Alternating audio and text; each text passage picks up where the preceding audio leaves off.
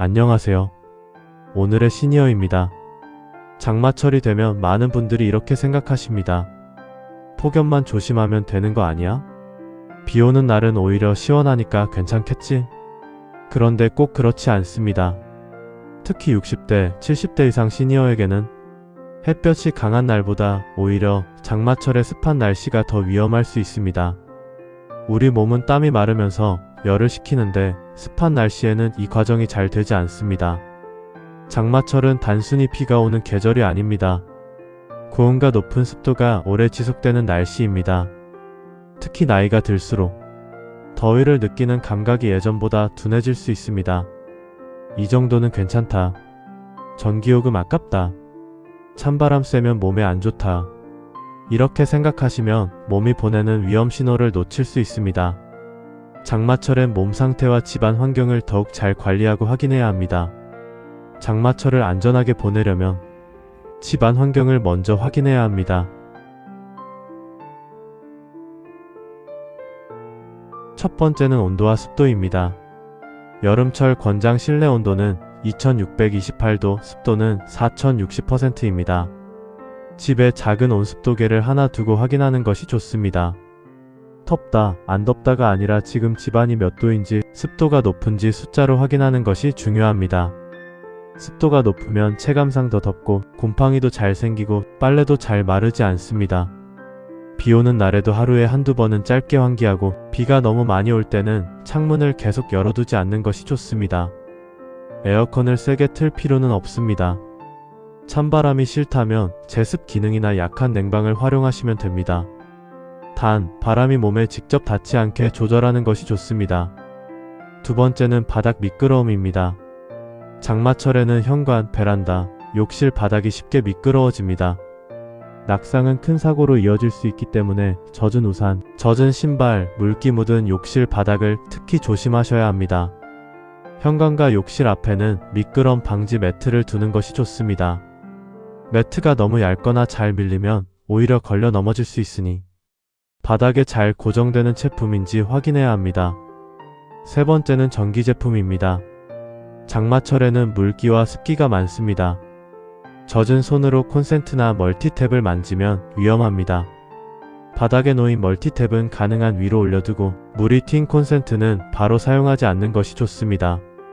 비가 많이 오고 번개가 칠 때는 불필요한 플러그를 빼두는 것도 도움이 됩니다. 4. 장마철 음식, 냄새만 믿으면 안 됩니다. 장마철에는 음식도 조심해야 합니다. 습하고 더운 날씨에는 음식이 빨리 상합니다. 아까워서 버리기 그렇다. 끓이면 괜찮다. 냉장고에 있었으니까 괜찮다. 이렇게 생각하기 쉽지만 장마철에는 위험할 수 있습니다. 장마철에는 이렇게 기억하시면 됩니다. 냄새가 괜찮아도 오래 둔 음식은 먹지 않습니다. 한번 먹을 만큼만 덜어서 먹습니다. 남은 음식은 바로 냉장 보관합니다. 냉장고 음식도 너무 오래 두지 않습니다. 의심되면 아까워하지 말고 버려야 합니다. 물도 중요합니다. 장마철에는 물을 끓여 드시는 것이 안전합니다. 그리고 외출 후 화장실 이용 후 식사 전에는 비누로 손을 충분히 씻어야 합니다. 손 씻기는 가장 기본적이지만 식중독 예방에서 가장 중요한 습관입니다. 또, 비 오는 날 외출, 이런 날은 미루세요. 비 오는 날에도 병원이나 시장 등 외출해야 할 일이 있습니다. 하지만 장마철에는 외출 자체가 위험해지는 날이 있습니다. 호우주의보나 호우경보가 내려진 날, 천둥과 번개가 심한 날, 바람이 강한 날, 도로에 물이 많이 고인 날, 하천 산책로에 물이 불어난 날은 가능하면 외출을 미루는 것이 좋습니다. 비 오는 날에는 우산을 들고 걷기 때문에 손이 자유롭지 않습니다. 시야도 좁아지고 바닥도 미끄럽고 차량 소리도 잘 안 들릴 수 있습니다. 작은 물웅덩이, 젖은 계단, 미끄러운 포도블록도 큰 사고로 이어질 수 있습니다. 특히 하천 산책로는 절대 조심하셔야 합니다. 평소에는 안전해 보여도 비가 오면 물이 빠르게 불어날 수 있습니다. 운동은 비가 많이 오는 날에는 밖에서 하지 말고 집 안에서 가볍게 하시는 것이 좋습니다. 다음 5가지 질문을 꼭 기억하세요. 오늘 물은 충분히 마셨나? 집안이 너무 눅눅하거나 답답하지 않은가? 오래 둔 음식을 먹지는 않았나? 어지럽거나 기운이 빠지지는 않는가? 오늘 꼭 밖에 나가야 하는가? 이렇게 5가지 질문을 하며 집안과 내 몸을 살펴봤을 때 가볍게 넘기면 안 되는 위험 신호를 말씀드리겠습니다. 의식이 흐려진다. 말이 어눌해진다. 갑자기 심하게 어지럽다. 가슴이 답답하거나 숨이 차다. 몸이 너무 뜨겁다. 구토가 반복된다. 소변량이 눈에 띄게 줄었다. 평소와 다르게 멍하고 반응이 느리다. 넘어진 뒤 통증이 계속된다.